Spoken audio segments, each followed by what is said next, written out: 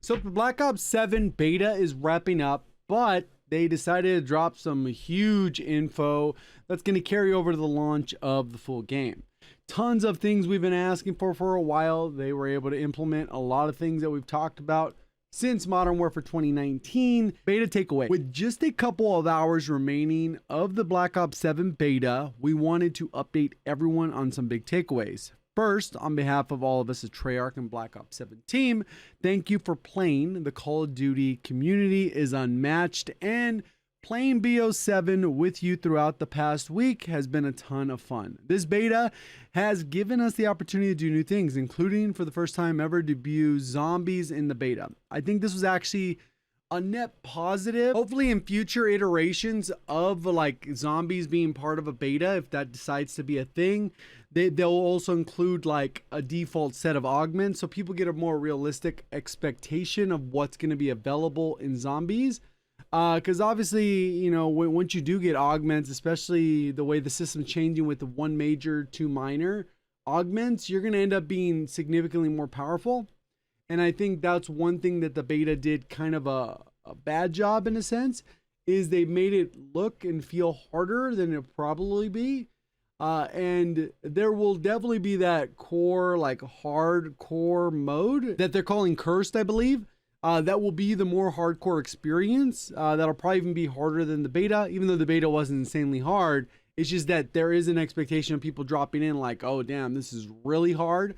And hopefully that gets implemented in future iterations, but too late now. We're going to go into the full game November 14th. As we set our sights to launch, we've got some important plans we'd like to share. So, matchmaking update.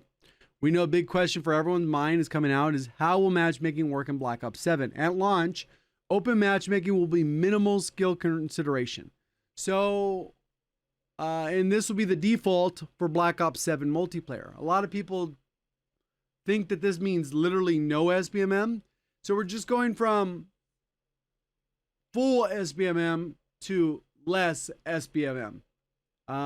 Even when I played the open bracket, in terms of the lobby, like I went through and I tested each various lobby, there are very much instances where like the lobbies are still in a restrictive bracket.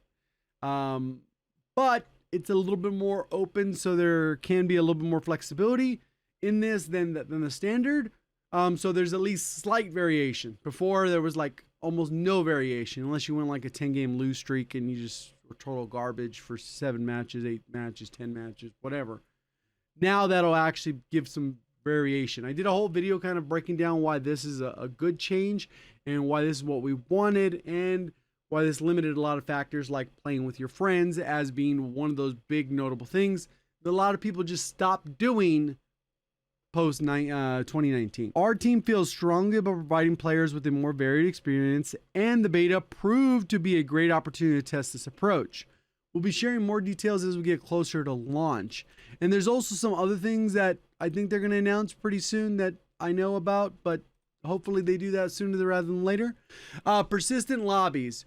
We've heard the community discussion and dialogue around lobby disbanding. And as we mentioned earlier during the beta, we're focused on keeping players together from match to match more often. Today, we're excited to announce we will have persistent lobbies at launch for Black Ops 7. We're committed to improving experience for players, and we'll be sharing more details soon. And this is something you may have noticed in the beta. I think they did toy with, and they tried out just to make sure the systems would work.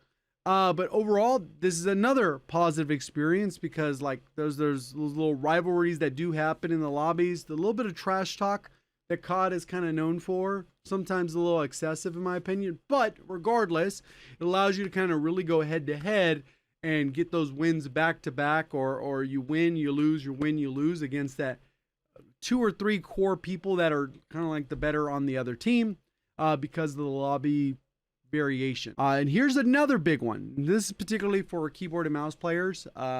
This is something that I think needs a really fine approach, which is aim assist. We've also seen the discussion about rotational aim assist and community questions about how aim assist will be tuned across inputs in Black Ops 7. It's a priority of ours to have fair and competitive balance across all inputs at launch, and we'll be sharing more details coming to aim assist on controller ahead of launch. So this is one of those ones that's kind of tricky. I know that Charlie Intel had a quote from the studio saying it's roughly 50-50. In MW3, when we were at Sledgehammer Games, they said it was roughly 50-50. And this is like one of those quotes that just really lacks a ton of nuance and information to kind of explain what's actually happening. One of the big things with this is that usually up close, controller will win and maybe even dominate up to about, let's say 12 meters, 10 meters, which is a lot of gunfights.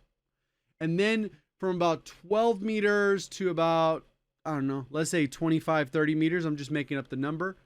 Then it's fairly even, both sides. And then on the other end of that, then it's like keyboard and mouse hands down has a significant advantage, just like the up close does. So they're going to say 50-50, but you generally have to play completely different based off the play styles. And it gets pretty difficult to solve. I think they did a very good job in BO6. Originally back in Cold War, they had the no aim assist within those first 5-ish meters. If you went for point blank camos, you know that. But in this particular case, what they did is when they went to BO7, we tried it no aim assist in the beta. And it just doesn't feel right. There's like a jerkiness that happens between that 5-ish, 6 meters. And then they did that like a linear scaling. So I don't know exactly how they'll do it different because this will still be the case. I do like the idea of having less aim assist because good players will just be able to adapt and still shoot pretty straight.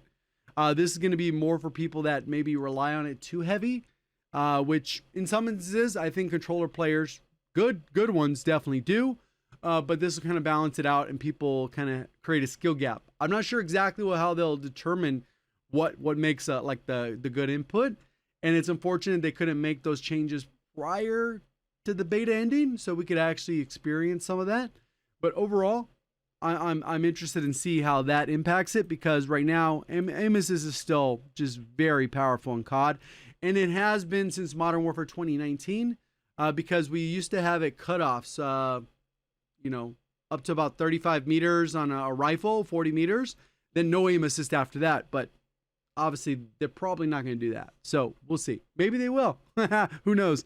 So the other part is Team Ricochet. So Team Ricochet has detailed their progress, which we'll go ahead and check out. Throughout the beta, on day 1 of the Black Ops 7 beta, 97.5% of matches were completely clean of cheaters. So that's kind of a raw claim. I'm not necessarily a fan of the way that's phrased, but still, by day 5, the number rose to 98.8 of matches being cheater free. Maybe this is what they're considering, like if nobody reports somebody, because obviously run into a cheater that you feel is cheating, you're going to report them, right? But maybe it doesn't say that. Maybe the detailed progress will, but overall, there's that. The team has more beta results and key learnings to share soon, including how we're unleashing our full suite of detections for the launch of Black Ops 7. It just links to the tweet, which kind of says this, but more broad.